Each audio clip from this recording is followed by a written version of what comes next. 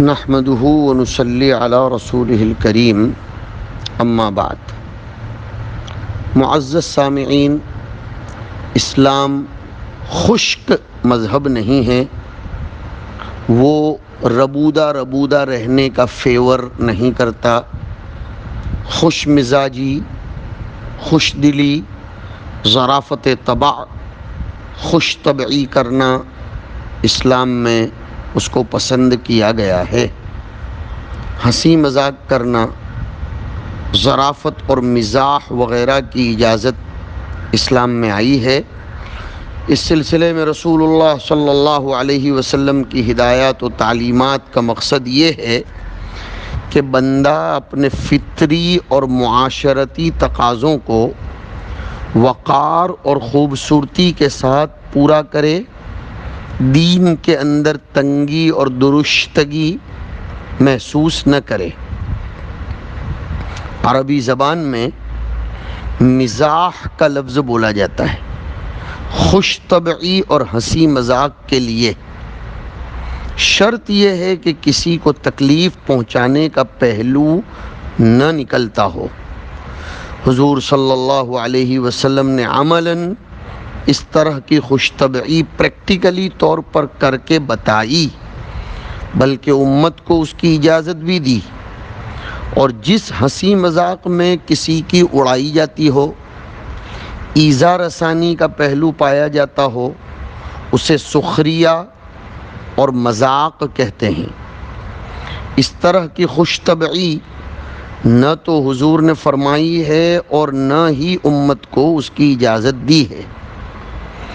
جو خوش طبعی کسی کی ایذا رسانی سے خالی ہو، اس کی اجازت کے باوجود حضور صلی اللہ علیہ وسلم نے اس میں کثرت انہماک کو پسند نہیں فرمایا۔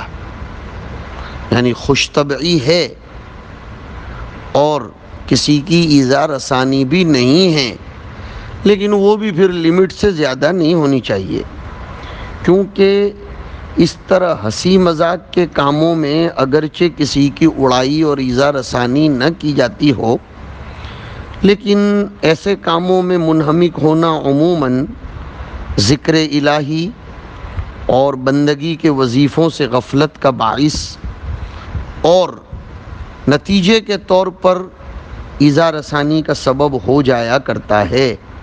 اس لیے کہ بسا اوقات آدمی اپنے اوپر قابو حاصل نہیں کر پاتا۔ حضور صلی اللہ علیہ وسلم کا کثرت سے مزاح فرمانا، جیسا کہ حضرت عبید اللہ ابن حارث کی روایت میں آیا کہ ما رأیت احدا اکثر مزاحا من رسول اللہ صلی اللہ علیہ وسلم، تو اس کا جواب یہ ہے کہ حضور کو اپنے اوپر مکمل قابو حاصل تھا۔ آپ کا مزاح دینی امور سے غفلت کا سبب بن جائے، اس کی کوئی پاسیبلٹی اور امکان نہیں تھا۔ اور پھر ہماری زبان میں کثرت کا استعمال جس معنی میں ہوتا ہے، وہ سرے سے اس حدیث میں مراد ہی نہیں ہے۔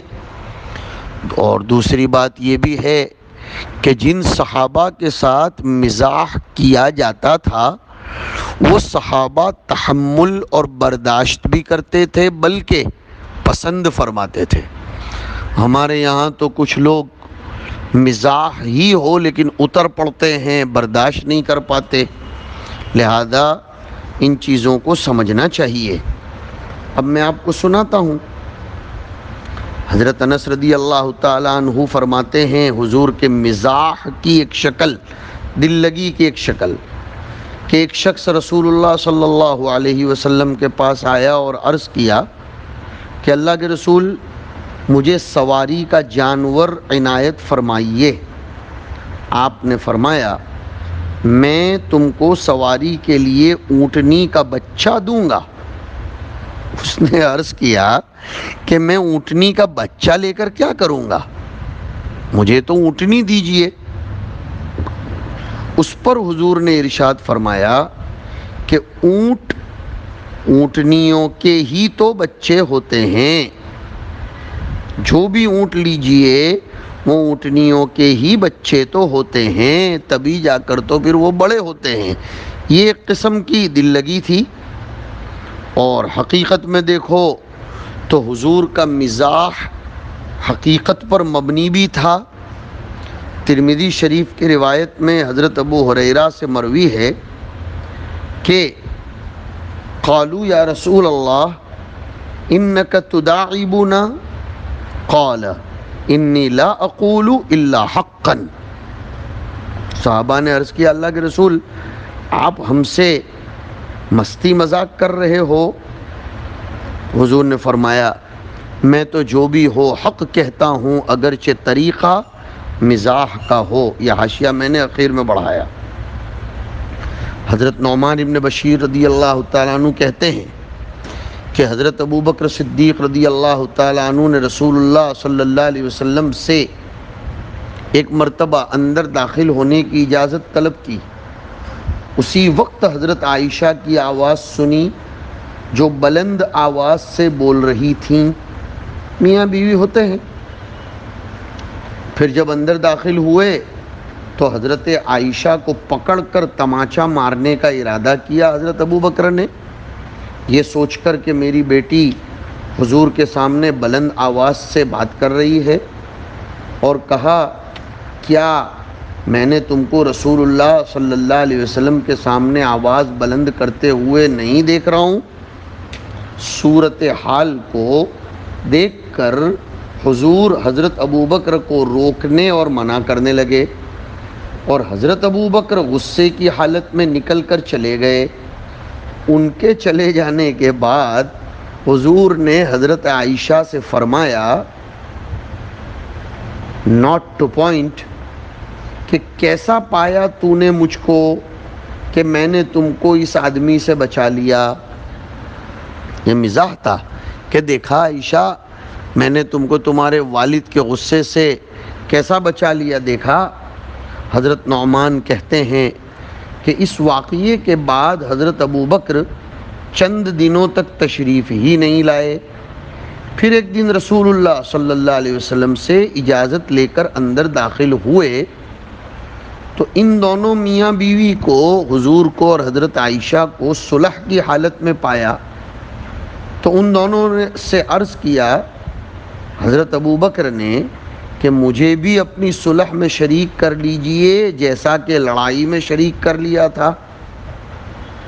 اس پر حضور نے فرمایا بے شک ہم نے صلح میں بھی شریک کر لیا، بے شک ہم نے شریک کر لیا۔ حضرت ابو بکر حضرت عائشہ کو بلند آواز سے بولتے ہوئے دیکھ کر تماچا مارنے کا ارادہ کر رہے تھے، غصہ غالب آ گیا تھا۔ ابو بکر نے ابھی صرف ارادہ کیا تھا، مارا نہیں تھا۔ حضرت عائشہ سے خفا ہو کر پھر چلے گئے۔ اولاد کی کسی نازیبا حرکت پر بطور تنبیہ باپ کا اس سے خفا ہو جانا اس حدیث سے پتہ چلتا ہے کہ درست ہے، تاکہ اولاد دوبارہ اس نازیبا حرکت کا ارتکاب نہ کرے، چاہے وہ اولاد شادی شدہ ہو۔ شادی ہو جانے سے ماں باپ کے حقوق، امر بالمعروف نہی عن المنکر، تنبیہ، اصلاح، نصیحت کے ختم نہیں ہو جاتے۔ آج کل معاشرے میں اس کو سمجھا نہیں جا رہا ہے، سمجھتے ہیں ہم نے تو شادی کروا دی، ہماری ذمہ داری پوری ہو گئی، وہ جانے اس کا شوہر جانے۔ نہیں، یہ غلط ہے۔ حضرت ابو بکر کو دیکھیے، حضرت عائشہ کی تنبیہ فرما رہے۔ رسول اللہ صلی اللہ علیہ وسلم سے جب حضرت عائشہ کو بلند آواز کے ساتھ بات کرتے ہوئے دیکھا، حضرت ابو بکر ناراض بھی ہوئے، تنبیہ بھی فرمائی۔ ہمیں اصل یہ بتلانا ہے کہ حضور حضرت عائشہ سے مزاح کیسے کر رہے ہیں وہ سمجھو، کہ کیف انقذتک من الرجل، بجائے یہ کہنے کے کہ دیکھا میں نے تمہارے والد سے تم کو بچا لیا، حضور نے اس کے بجائے یہ فرمایا کہ اس آدمی سے کس طرح بچا لیا۔ اس جملے میں مزاح آ گیا، دل لگی آ گئی کہ حضور نے حضرت ابوبکر کو حضرت عائشہ کے لیے اجنبی جیسا بنا دیا۔ حضرت عوف ابن مالک اشجعی رضی اللہ تعالی عنہ کہتے ہیں کہ غزوہ تبوک کے درمیان ایک دن رسول اللہ صلی اللہ علیہ وسلم کی خدمت اقدس میں حاضر ہوا۔ اس وقت حضور چمڑے کے ایک قبہ نما خیمے میں تشریف فرما تھے۔ میں نے سلام کیا تو آپ نے جواب مرحمت فرمایا اور فرمایا کہ اندر آ جاؤ۔ میں نے بطور مزاح اور دل لگی کے عرض کیا کہ اللہ کے رسول پورا کا پورا آ جاؤں اندر؟ حضور نے ارشاد فرمایا پورے کے پورے آ جاؤ، تو میں اندر داخل ہو گیا۔ حضرت عوف کی اس موقع پر حاضری کے وقت حضور چمڑے کے ایک چھوٹے سے قبہ نما خیمے میں تشریف فرما تھے، جس میں جگہ نہایت مختصر تھی۔ اس لیے حضرت عوف نے بطور مزاح پورا کا پورا آ جاؤں کے جملے سے سوال کیا۔ دیکھو سنو، جس طرح حضور اپنے صحابہ سے مزاح فرمایا کرتے تھے، اسی طرح بے تکلفی کے ساتھ صحابہ بھی حضور کے ساتھ مزاح فرماتے تھے۔ اس کا بھی امکان ہے کہ حضرت عوف لحیم، شحیم اور جسیم ہوں، جس کی بنا پر انہوں نے یہ پوچھا ہو کہ میں پورا کا پورا آ جاؤں۔ مقام رسالت و نبوت پر فائز و سرفراز ہونے کے باوجود اللہ کے رسول علیہ السلام اپنے صحابہ کے ساتھ انتہائی بے تکلف اور ان کے ساتھ حد درجہ شفقت و محبت کا تعلق رکھتے تھے، جس کی وجہ سے صحابہ بھی حضور سے بے تکلف ہو جاتے تھے اور بسا اوقات بے تکلفی کے ساتھ آپ علیہ السلام سے ظریفانہ باتیں کر لیا کرتے تھے۔ اس کو بے ادبی میں شامل نہیں کرنا چاہیے۔ حضرت انس فرماتے ہیں کہ حضور نے مجھ کو ایک مرتبہ دو کانوں والے کہہ کر پکارا، یا ذل اذنین، بطور مزاح کے تھا، کیونکہ دو کان تو ہر انسان کے ہوتے ہیں۔ اس خطاب میں حضرت انس کی تعریف بھی آ گئی مزاح کے ساتھ ساتھ کہ تم نہایت ذہین، فطین، متیقظ، بیدار مغز اور ہوشیار ہو۔ نیز اس بات کی طرف بھی اشارہ ہے کہ دو کان اللہ کی ایک عظیم نعمت ہے، لہذا جو بات بیان کی جائے اسے اچھی طرح سنو اور محفوظ رکھو، خود بھی اس پر عمل کرو اور دوسروں کو بھی عمل کی ترغیب دو، ورنہ قیامت کے دن یہ تمہارے خلاف حجت بنیں گے۔ حضور کا مزاح میرے بھائیوں ہمیشہ حق اور صحیح بات کے ساتھ ہوا کرتا تھا۔ بطور مزاح بھی کبھی ایسا نہیں ہوا کہ کوئی غلط بات حضور کی زبان مبارک سے نکل گئی ہو۔ چنانچہ یہ بات حضور نے خود ہی ارشاد فرمائی کہ انی لا اقول الا حقا، کہ میں مزاح میں بھی حق بات ہی کہتا ہوں۔ آپ کا اپنے صحابہ سے مزاح فرمانا انسانیت کی تکمیل اور صحابہ کے ساتھ اتمام شفقت و حجت کے لیے تھا، کیونکہ ظرافت و مزاح بھی انسانی زندگی کا ایک خوش کن عنصر ہے، اور جس طرح اس کا حد سے تجاوز ہو جانا نازیبا اور مضر ہے، اسی طرح آدمی کا مزاح اور خوش دلی سے بالکل خالی ہونا بھی ایک نقص ہے، افادے اور استفادے میں مانع بنتا ہے۔ اور یہ بھی ظاہر ہے کہ اگر کسی بلند پایا اور مقدس شخصیت کی طرف سے چھوٹی اور معمولی حیثیت کے کسی آدمی کے ساتھ لطیف ظرافت اور مزاح کا برتاؤ ہو تو وہ اس کے لیے ایسی مسرت اور عزت افزائی کا باعث ہو جاتا ہے جو کسی دوسرے طریقے سے حاصل نہیں کی جا سکتی۔ اس لیے رسول اللہ صلی اللہ علیہ وسلم بھی کبھی کبھی اپنے جانثاروں اور نیاز مندوں سے مزاح فرما لیا کرتے تھے، اور یہ ان کے ساتھ آپ کی نہایت لذت بخش شفقت ہوتی تھی۔ لیکن حضور کا مزاح بھی نہایت لطیف اور حکیمانہ ہوتا تھا، جس سے کسی کی دل آزاری، کسی کی اڑانا یہ مقصود نہیں ہوتا تھا، کسی کو ستانا، کسی کو گھبراہٹ میں ڈالنا بھی مقصود نہیں ہوتا تھا۔ ورنہ حدیث میں آیا ہے کہ جس طرح حقیقتاً کسی کے لیے دوسرے کی چیز کا لے لینا درست نہیں، اسی طرح مذاق میں بھی لے لینا درست نہیں ہے۔ ایسا مذاق نہیں چلے گا، چاہے وہ چیز معمولی ہی کیوں نہ ہو، کیونکہ اس طرح کسی کی چیز مزاح میں لے لینا ایذا کا باعث ہے، اور بسا اوقات اس سے بڑے خطرات بھی پیدا ہو جاتے ہیں، اور اجازت کے بغیر دوسرے کا مال لے لینا ویسے بھی حرام ہے۔ عبداللہ ابن سائب اپنے والد سائب سے اور سائب عبداللہ کے دادا یزید سے روایت کرتے ہیں رضی اللہ عنہم۔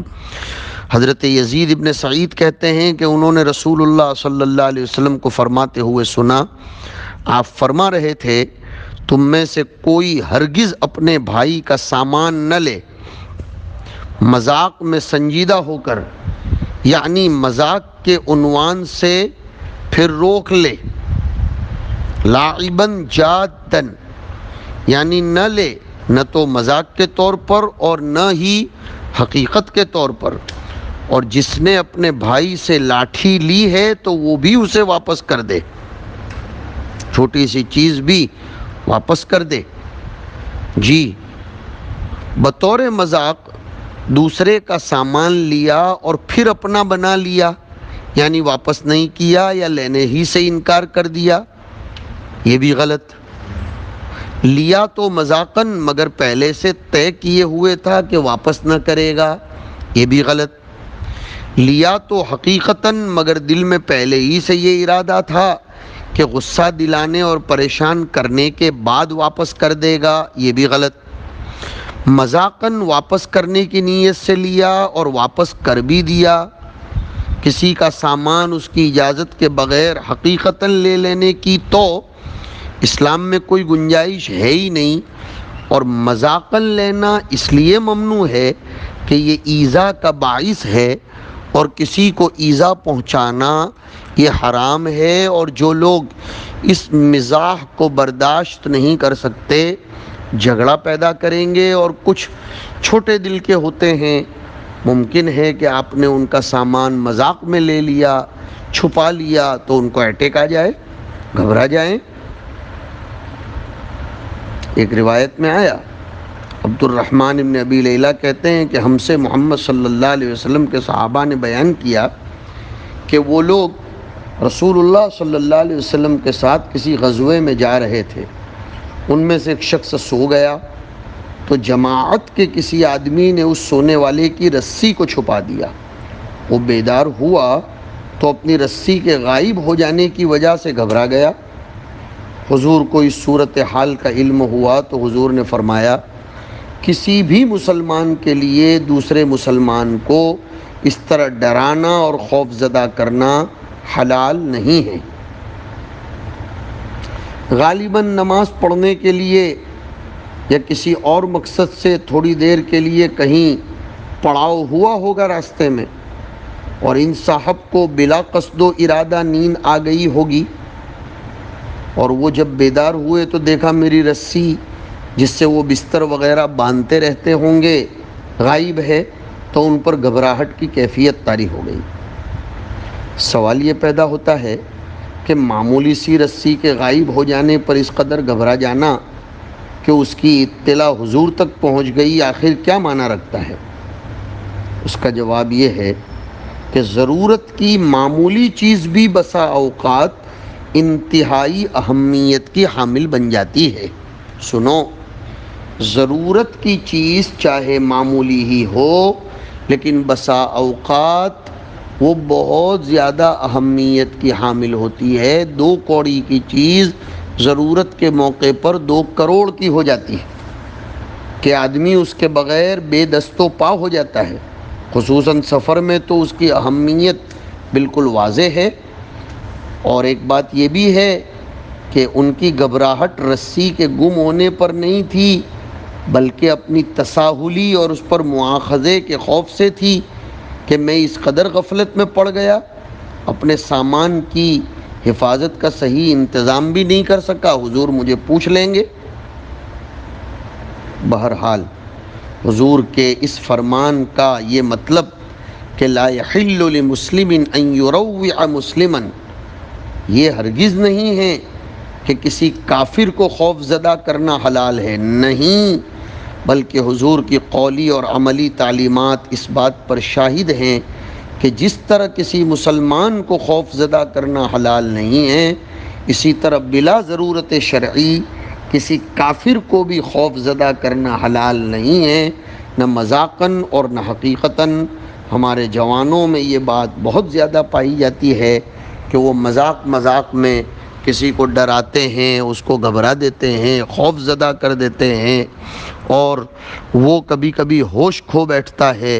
اس کا اہتمام اور رعایت کرنی چاہیے۔ ان پہلوؤں پر بھی شریعت میں مکمل طور پر رہنمائی پائی جاتی ہے۔ اللہ ہمیں سمجھنے کی اور شریعت کی جامعیت کو سب لوگوں تک پہنچانے کی توفیق عنایت فرمائے۔ وصلی اللہ علی النبی